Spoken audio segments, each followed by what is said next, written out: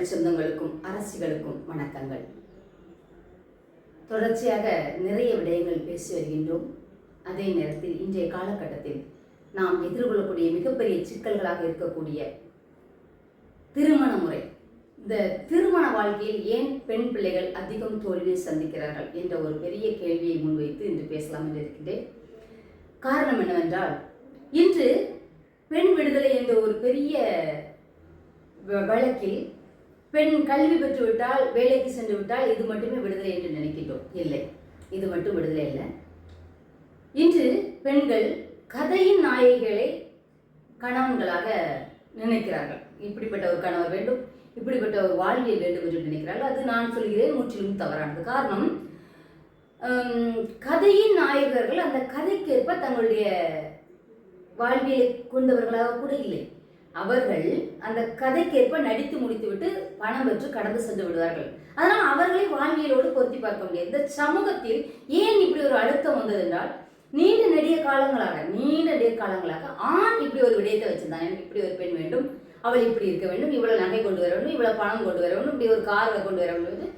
நீண்ட காலங்களாக பெண்ணின் மீது ஒரு அழுத்தத்தை ஆண் வைத்திருந்தான். இன்று இவள் வெளியில் வந்து தன்னுடைய விடுதலையை பெற்று, முழு விடுதலை இல்லை, அரை விடுதலை கூட இல்லை, ஒரு வித சிறு விடுதலை அடைந்து வெளியே வந்து படிப்பறிவு பெற்று, அதுக்காக பெண் தமிழ் சமூகத்தில் படிக்கவே இல்லையானா இல்லை, தமிழ் சமூகம் நிரம்ப படிக்கப்பட்டது. சங்க இலக்கியங்களில் நீங்க பார்த்தா பாதி பெண் பார்ப்பவர்கள் இருந்திருக்கிறார்கள். அது வரலாறு. அப்படின்னா இவ்வளவு பெரிய சமூகத்தில் பிறந்த ஒரு பெண் குழந்தை சாதாரண ஒரு திருமண முறையை தோல்வியில அடைஞ்சது அப்படின்னு சொல்லி ஏற்றுக்கொள்ள முடியாது. காரணம், ஆண் நீண்ட நெடுங்காலமாக எங்கள் மீது தொடுத்த இந்த போரை அவர் திரும்ப அவன் மீது தொடுக்க துவங்குகிறார்கள். ஆரோக்கியமானதா என்றால் கிடையாது. ஏன்னா உலகில் கல் தோன்றி மண் தோன்றா காலத்தே, கல்லும் மண்ணும் தோன்றுவதற்கு முன்பே தோன்றிய ஒரு மொழி உடையவர்கள் நாம். அப்படின்னா இந்த சமூகம் மிக மிக பழமையானது. பூமி பந்தில் மனிதன் உருவான போது அவன் விலங்குகளைப் போல வாழ்ந்தான். அவனுக்கு ஒரு சட்டத்திட்டங்கள், ஒரு ஒழுங்குமுறைகள் இங்கே இல்லை. அப்படி வாழ்ந்த மனிதன் அதிலிருந்து பண்பட்டு தனக்கென்று ஒரு வாழ்வியலை, ஒரு சட்டத்திட்டங்களை, ஒரு ஒழுங்குமுறைகளை உருவாக்கி கலை இலக்கியம் பண்பாடுகளை தொகுத்து முதல் நூலாக அகத்தியத்தையும் இரண்டாம் நூலாக தொல்காப்பியத்தையும் சொல்லுகிறவனுடைய அவன் அதற்கு முன்பு நெடுங்காலத்துக்கு முன்பே தன்னுடைய பண்பட்ட அறிவியை எடுத்துக்கொண்டான். இன்று உலகம் நமக்கு சொல்கின்ற அனைத்து விடயங்களையும், புவியீர்ப்பு விசை முதற்கொண்டு அனைத்து விடயங்களையும் தமிழன் தன் வாழ்வியலில் கொண்டிருந்தான். அதிகப்படியான படையெடுப்புகள், இங்கே அளிக்கப்பட்ட நிறைய அரண்மனைகள், கோயில்கள், கட்டிடங்கள், இவற்றின் மூலம் எரிக்கப்பட்ட பல லட்சம் நூல்கள், நம்முடைய வரலாற்று செப்பேடுகள், நம்முடைய வரலாற்று என்ன சொல்லுவோம் காலச்சுவடிகள், இவை எல்லாமே நம்முடைய வரலாறை கொஞ்சம் தான் நமக்கு சொல்லுது. அதுலேயுமே நம்ம இவ்வளவு தெளிவா இருந்தோம்னா, அப்படிப்பட்ட ஒரு சமூகத்தில் பிறந்த பெண் குழந்தைகள் எவ்வளவு பெரிய ஆளுமைகளாக இருந்திருப்பார்கள். மிக பெரும் ஆளுமைகளாக இருந்த அந்த பெண் குழந்தைகள் இன்று தங்களுடைய ஆட்சி அதிகாரங்கள் மறுக்கப்பட்ட பின்பு கிடைக்கின்ற இந்த வேலைக்கு செல்லும் வாய்ப்பை மட்டுமே தங்களுடைய விடுதலையாக பார்க்கின்றார்கள். நாங்கள் என்ன சொல்ல வருகிறோம் என்றால், ஆண் பிறந்த குழந்தையோ பெண் குழந்தையோ இருக்கட்டும், வாழ்வியல் சொல்லிக் கொடுக்காம வளர்க்கப்படுது. கிட்டத்தட்ட இன்னைக்கு 75 பிறகு இன்னை வரைக்கும் அப்படியே நம்மளை போன்றவர்களுடைய வாழ்வியல்ல பார்த்தீங்கன்னா, பிள்ளைகளுக்கு படிப்பு கொடுக்குறோம், பிள்ளைகளுக்கு நிறைய வெளியே போகக்கூடிய வாய்ப்பு வழங்குறோம். ஆனா நீ அரசு என்று எந்த இடத்துலையுமே நாம் பெண்களுக்கு சொல்லிக் கொடுப்பதே இல்லை. ஒரு பெண் புத்தி பின் புத்தின்னு சொல்றாங்க. அதுக்கு அது இலக்கணம் அல்ல. பெண் பின்னால் வரக்கூடியதை முன்னால் சிந்திப்பவள் பெண். இதுதான் பெண்ணுடைய அடையாளம். தமிழ் சமூகத்தில் நாங்கள் எங்களுக்கு ஓடி வராங்க பெண்ணுடைய பேசுறவங்கலாம் பொட்டுக்கட்டி முறைகளோ தேவதாசி முறைகளோ எங்களிடம் உடன்கட்டையர் முறைகளோ தமிழர்களுக்கு கிடையாது. தமிழகத்தில் வாழ்ந்த ஒரு குறிப்பிட்ட சமூகத்துக்கு பொட்டுக்கட்டி முறை தான் அது அவங்களுடைய முறை.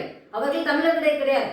அப்படி எங்களிடம் இல்லாத ஒன்றை நாங்கள் விடுதலை தந்தோம் எங்கள் மீது திணிக்க கூடாது. நாங்கள் யாராக இருந்தோம்னா ரொம்ப தூரம்னா நீங்க போக வேண்டாம். சோழ பேரரசின் அச்சாணியாக இருந்த குந்தவை நாச்சியார், குந்தவை பிராட்டி என்று சொல்லக்கூடிய எங்கள் பெரும்பாட்டி, அவளுடைய அறிவுத்திறனுக்கு நிகராக இங்க நீங்கள் யாரையுமே சுட்டி காட்ட முடியாது. அதே நேரத்தில் சமகாலம் போகும். பிரிட்டிஷ் விஜயநகரத்துக்கு பின் பிரிட்டிஷ் காலம், அந்த காலகட்டங்களில் வாழ்ந்த எங்கள் பெரும்பாட்டி எங்கள் கண் முன்னால் நாங்கள் இன்று நிறைய பேசுகின்ற, நாங்கள் நிறைய கண் சுவாசிக்கின்ற, நேசிக்கின்ற எங்களுடைய பெரும்பாட்டி வேலு நாச்சியார் தன் கணவன் ஆங்கில அரசால் சுட்டுக் கொல்லப்பட்ட போது அவன் காலை பிடித்து கெஞ்சவளை உடன்கட்டை ஏறவில்லை.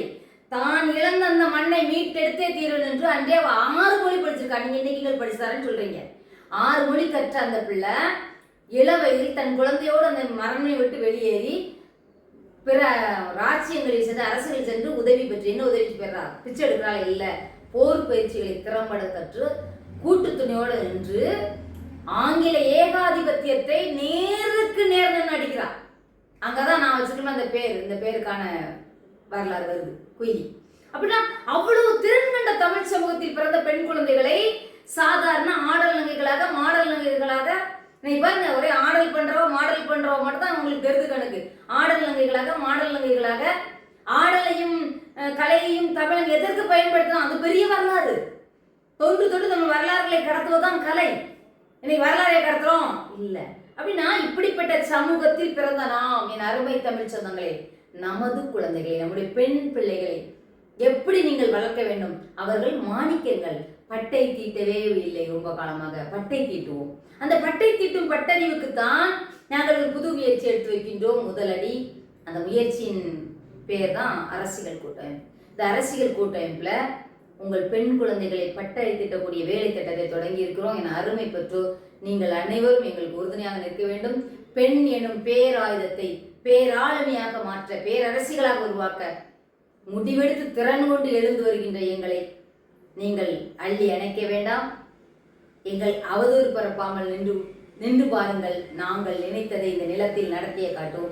மிகப்பெரிய பேராளுமைகளாக, பேரரசிகளாக எங்கள் பெண் சமூகத்தை மாற்றி, அவள் யார், அவளுக்கான அதிகாரம் என்ன, அவள் இந்த நிலத்தில் யாராக கொண்டாடப்படுகிறார் என்பதை இங்கே எடுத்துக்காட்ட நாங்கள் கடமைப்பட்டுள்ளோம். எல்லோரும் விட்டு சென்ற இடம் இது.